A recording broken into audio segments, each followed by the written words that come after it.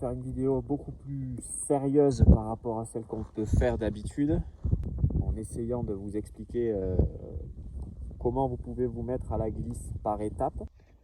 En fait, il faut savoir que quand vous allez choper le frein avant, il va falloir synchroniser le lâcher d'embrayage. En fait, vous allez lâcher le cul de la moto et une fois que lui il est léger, vous allez lâcher votre embrayage pour qu'elle prenne de l'angle. Quand vous allez arriver en fond de 4 et rentrer une 2, quand vous allez lâcher l'embrayage, votre moto va prendre de l'angle.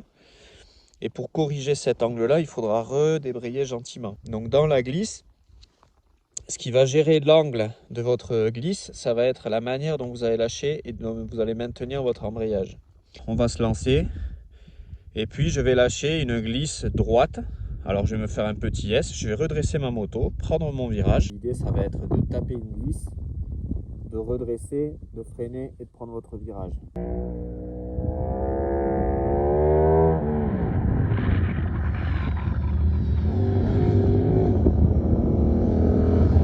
Une fois que vous maîtriserez ça, le but ce sera de l'emmener toujours un peu plus loin et surtout à l'endroit où vous avez envie de l'emmener. Aujourd'hui, le but pour moi d'une glisse, c'est de rentrer une grande glisse et de la ramener dans votre point de corde et de manière à ce que ce soit le plus fluide possible.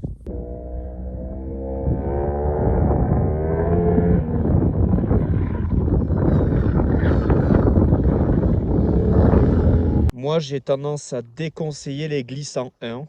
Parce que le 1 est quand même un rapport de boîte tellement énorme que vous allez vous faire peur. Pour les motos qui vont avoir légèrement tendance à sautiller sur la glisse, ça viendra par la suite. Moi je sais que je lisse au frein arrière, certains ont des anti-dribbles. Moi j'en ai pas, donc j'ai tendance à lisser mon frein arrière et puis ça me le dessine une belle courbe.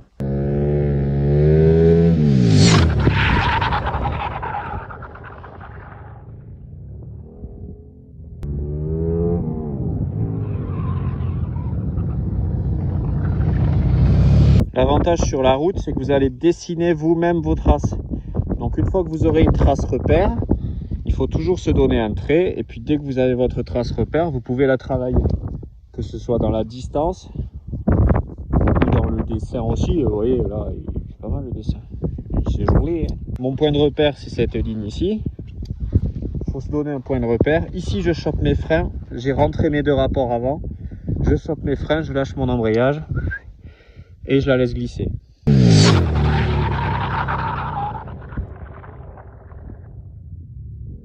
L'idéal d'un virage comme ça, c'est que derrière vous avez un parking en gravier. Si jamais vous voyez que vous arrivez trop vite, vous redressez, vous freinez fort et vous finissez la course dans le gravier.